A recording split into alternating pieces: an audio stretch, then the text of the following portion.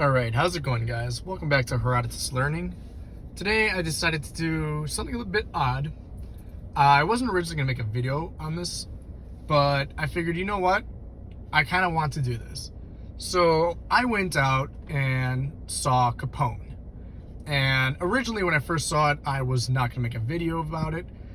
I didn't see any trailers or posters or any marketing for this video. So I just went into this movie blindly. And the whole time I was expecting to see more of a mafia movie based in Chicago, seeing Al Capone do some of his cool stuff that he did back then in the day. But that wasn't what the movie was about. So I left the movie feeling a little disappointed. But then after a while, I just kept thinking about the movie. So I decided to give it a rewatch, and that's why I'm here today. So, based off to tell you guys, like, yeah, this movie is not a straight up mafia movie. It's not like what you're gonna see. You're not gonna see Al Capone, no St. Valentine's Day massacre or anything like that. It's all about Al Capone's last year and just his mental state just deteriorating.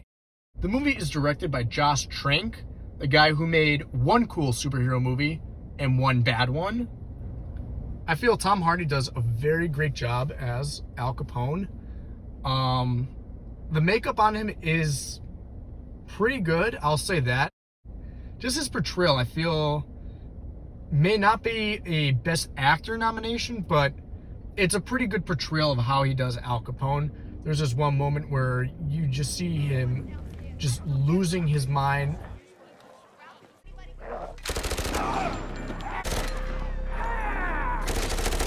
As for historical accuracy, I feel the movie is less historically accurate, but more accurate at depicting someone who has a deteriorating mental state.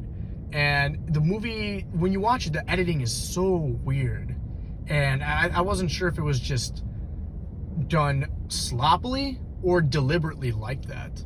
And it kind of enhances the movie in a strange way. Probably my most favorite hallucination of the whole movie is when Al Capone goes into a nightclub. The whole nightclub gets shot up, and Al Capone, he's just, crawling his way through all the bodies in Chicago. And what this is meant to represent is that he's haunted by this past that he has. And it's just bothering him, and it's driving him to madness, and that's what we see in this hallucination. Now, this nightclub scene and all of that, it never really happened, and especially to a large scale like that, nothing like that ever really happened. But it's meant to symbolize that he's losing his mind and that he's haunted by everything. So the movie brings up a lot of strange stuff. For example, Al Capone has these hallucinations of a very young boy, and it's very, interesting the way they do this. Now, this young boy never really existed in real life, and we see the young boy appear there. We also see the young boy appear calling for Al Capone after a nightclub was shot up in Chicago. So it's really interesting how they do all these whole hallucinations that he has. And that's something I really appreciated about the movie. Now, there's always this reoccurring theme of a balloon just flying away. And it shows up in paintings, it shows up in his hallucinations. And it's supposed to be metaphorical for Al Capone's life slowly flying away. It's just slipping away like a balloon. And it's really, really cool to see that. In the movie, Al Capone's wife has Al start talking to some old people, and that's where this person named Johnny shows up.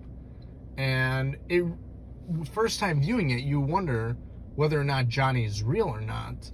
And in reality, this Johnny person was never real, but it's really interesting how they do that. It kind of reminded me of Joker and how you question what is real, what is not. And that's what I really like about this movie, because it's mainly putting you through his perspective of putting you through this man who's just losing his mind.